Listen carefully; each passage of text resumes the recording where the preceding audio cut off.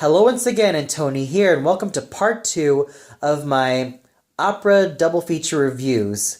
And as promised, here's my review of Mozart's Don Giovanni, which was shown at the Staatsoper Theater.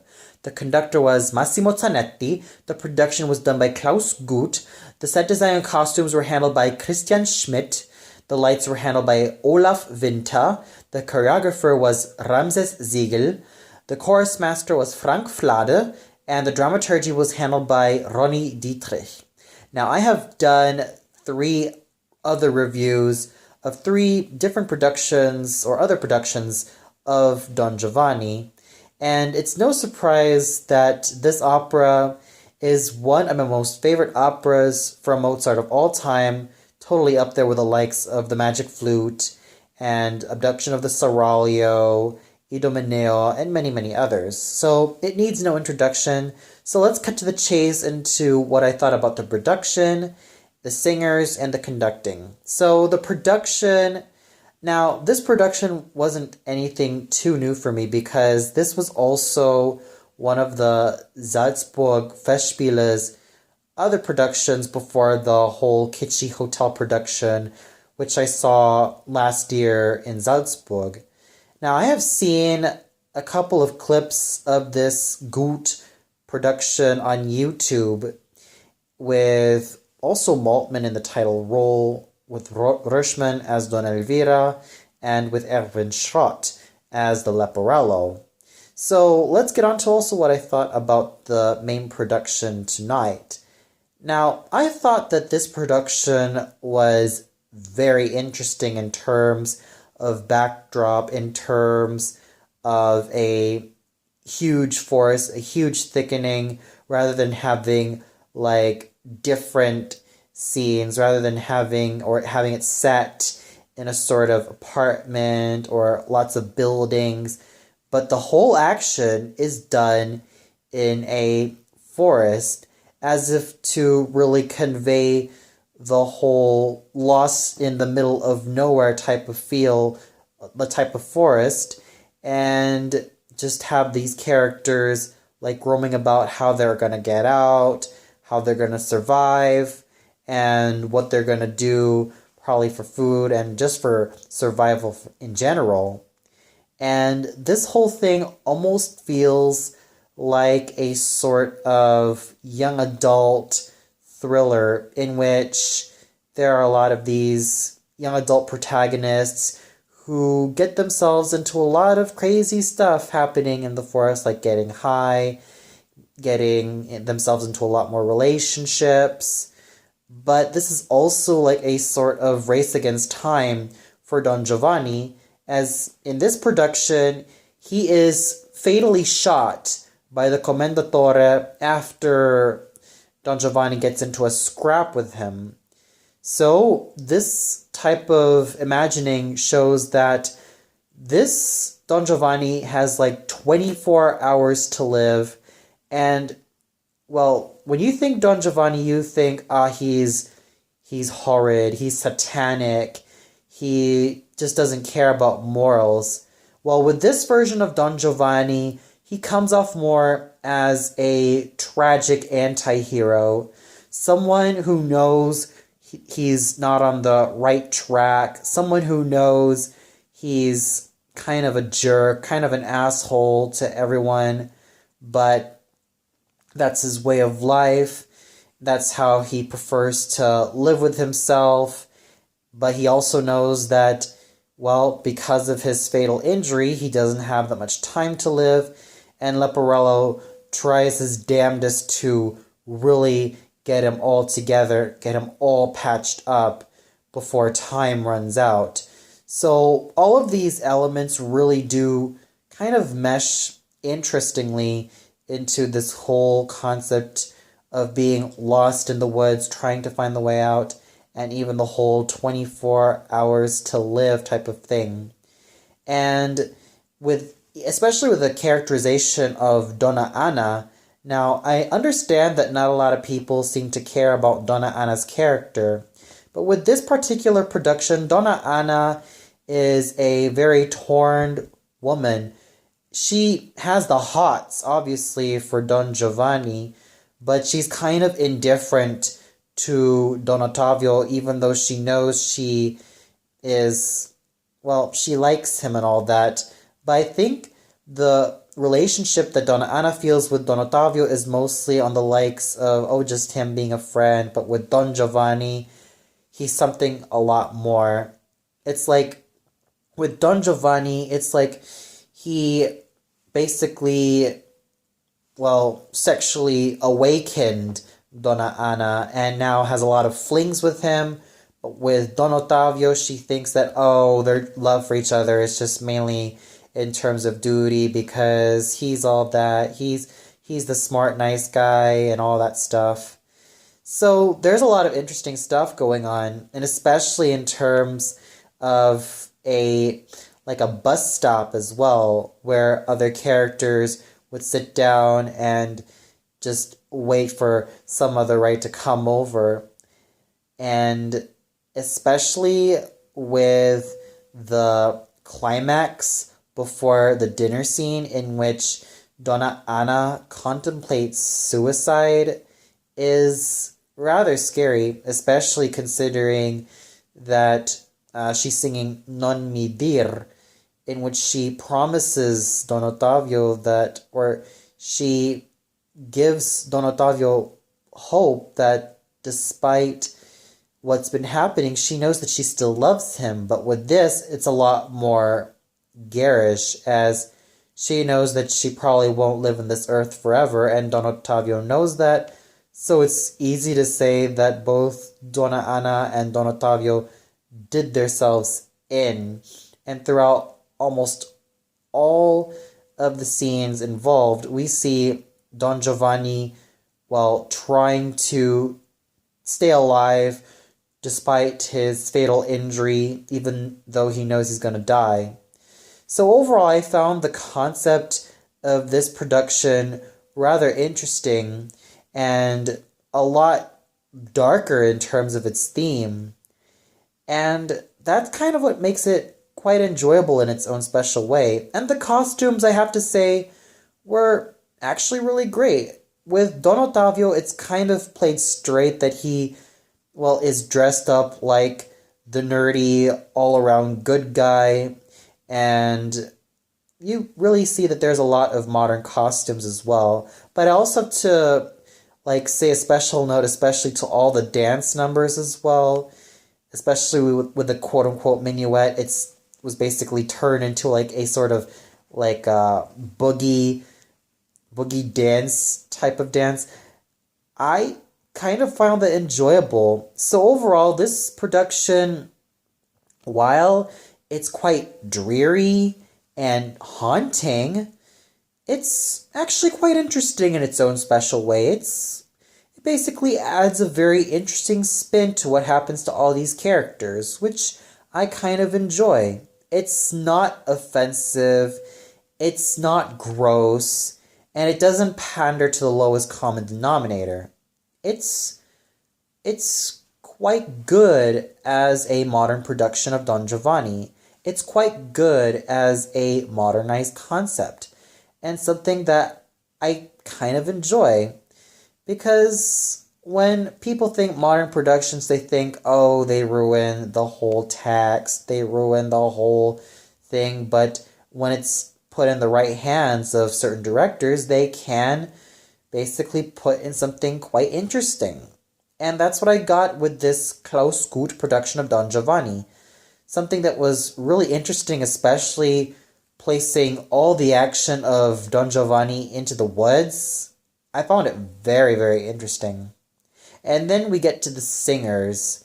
And in the title role of the ever-famous anti-hero Don Giovanni is none other than British baritone Christopher Maltman. Now, Christopher Maltman is a baritone who I admire quite tremendously because of his wide range and his totally immersive stage presence, which is no surprise because, well, Christopher Maltman has done this role for several times, and He also did this character in a film version from 2010, simply known as Juan, which is an adaptation of this opera, and it co-starred Mikhail Petrenko, Eric Halverson, Maria Bengtsson, Elizabeth Futrell, and Katya Dragovich, just to name a few. It's had some success in terms of its style and in terms of its vision, and it's absolutely no wonder why Mr. Maltman has been a specialist of this role. And he also started out, just like a lot of lyric dramatic baritones, in the more lyrical roles like Papageno and Count Almaviva.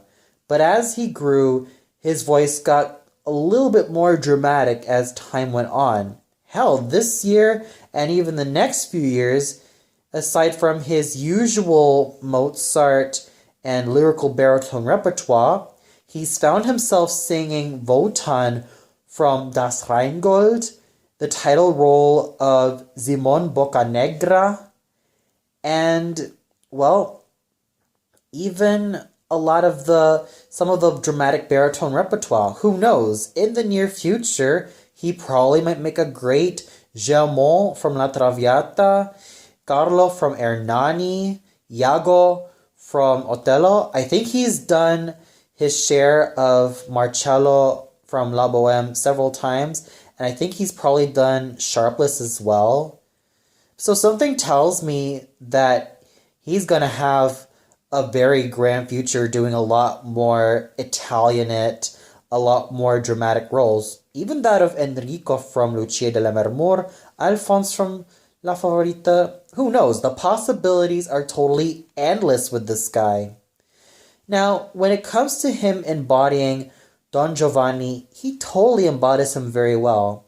When it comes to the swagger, that manner, that ease, that masculinity, that virility, that type of charm and seduction that he has for this character, it's no surprise why, to a lot of people, he is the Don Giovanni of choice when it comes to baritones. He's performed this role for several times. He is no stranger to this part. He sings and acts his part very well, and especially with this particular production, you can see his pain, you can feel his anguish, you can feel what he has to go through in order to try to survive his wounds.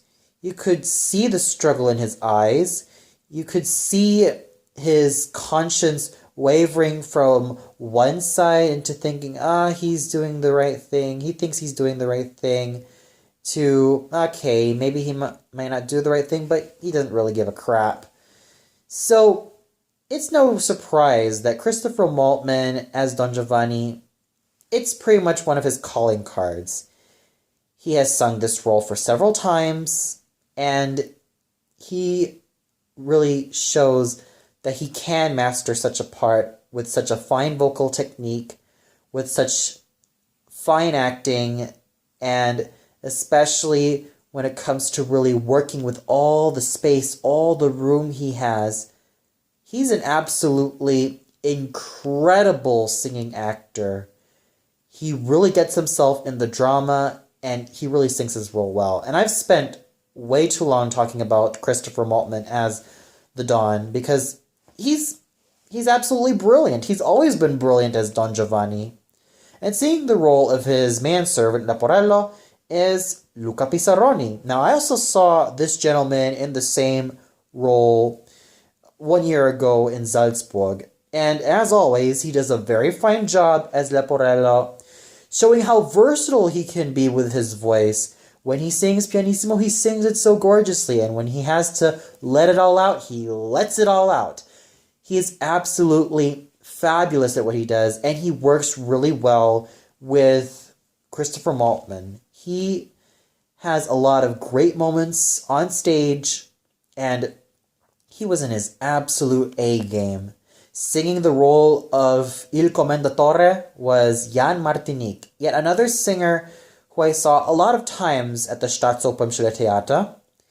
He has a very fine voice, and I really, really love the timbre of his basso cantante voice, in which he uses it to such a fine advantage. He may not have the huge wall of sound that made the likes of Gottlob Frick, Kurt Burma, Josef Greindl, Martti Talvela, Matti Salminen, Jaakko Rehenen, and William Wilderman, and Raffaele Arie, and many, many other basso profondos who sang the Commendatore and pretty much made their marks on this role.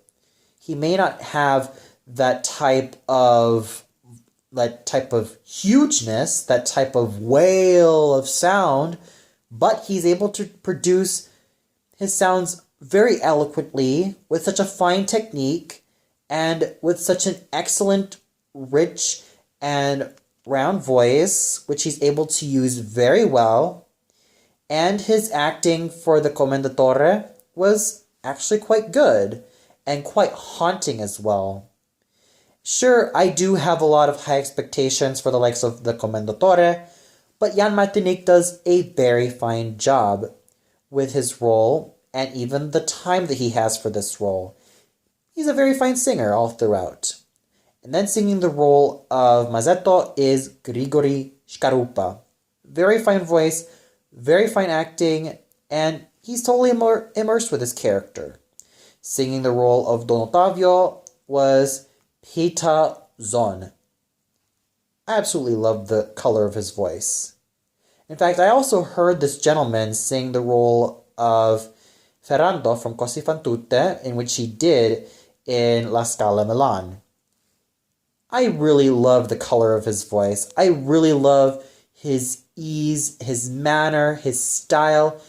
It's just so gorgeous.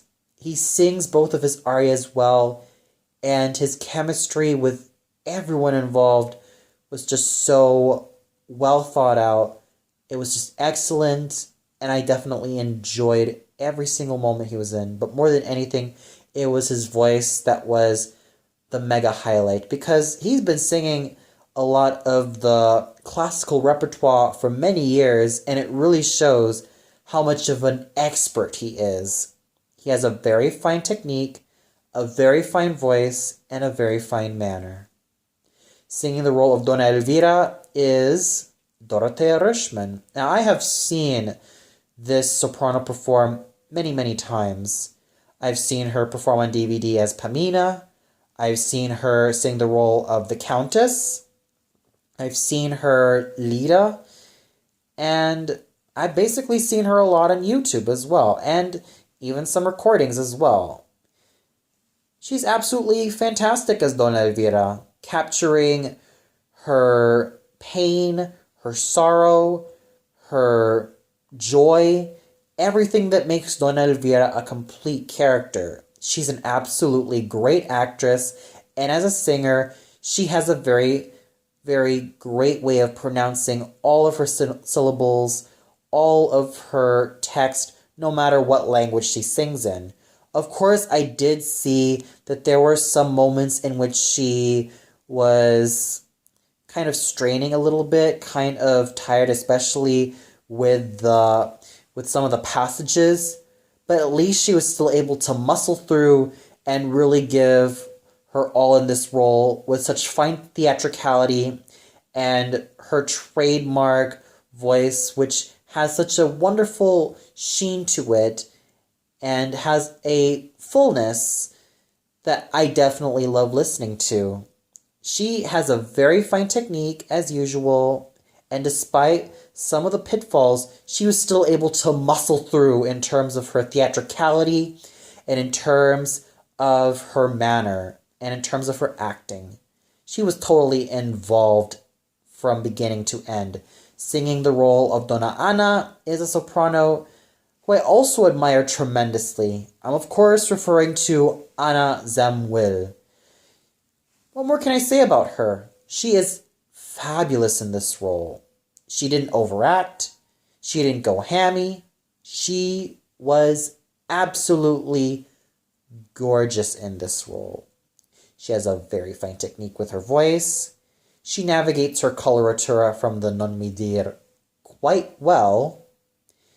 And she has an excellent stage presence.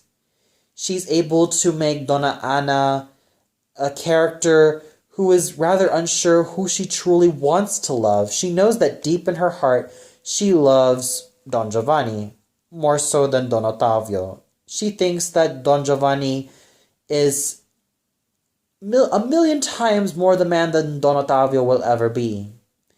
But she knows for a fact that she can't always have him, so she feels that it might end up being goodbye for both Ottavio and Anna. But still, with Anna Zamwil in this character, it's no surprise that she's also been singing this role for a number of years, especially considering that she also sang Donna Elvira, but she's mostly sung Donna Anna.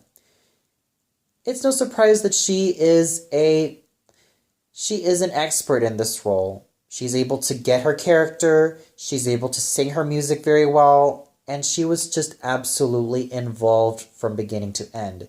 Singing the role of Zerlina was the ever-wonderful light lyric soprano Narine Yegian. Just lovely. She has a very lovely technique. She has a very darling stage presence. She's able to make Zerlina quite kittenish and quite feisty, but a lot of fun to watch. She is just gorgeous in terms of her technique. She's just a lot of fun to watch from beginning to end, and her moments with Grigori Shkarupa as the Mazzetto were just a lot of fun. She has a very bright voice, and I could really see a very wonderful future for her. I could definitely see her sing a lot more of the light lyric soprano roles in the near future. And the conducting done by Maestro Sanetti was quite well done, especially in terms of the chorus as well. So overall, this production of Don Giovanni was quite interesting. It does show kind of like the darkness in some of these characters. It was able to kind of make Donna Anna a lot more interesting and kind of make her see what conflict she had. Either she should love Don Ottavio or she should have her heart go out to Don Giovanni, even if she knows that Don Giovanni is kind of a bastard and kind of screws a lot with different women. And with Don Giovanni, he was able to be a kind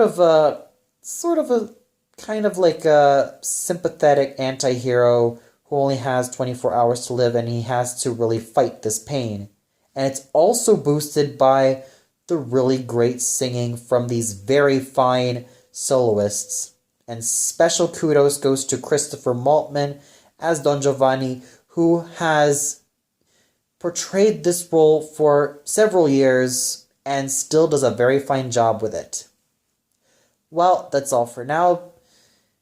Tune in next time for another review. So until then, I wish you all a good night, and I hope you all had a great Advent week.